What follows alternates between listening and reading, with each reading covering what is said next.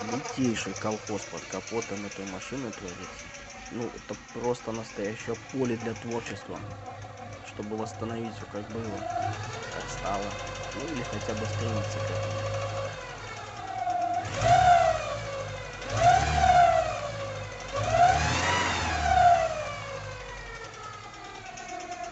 Да, вот именно так стучит шатун.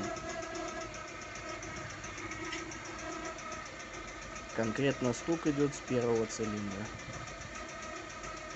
Там продавило вкладыш. И вот на горячую начинают молотить, я не знаю, по звуку, как дизель какой-то работает машина просто.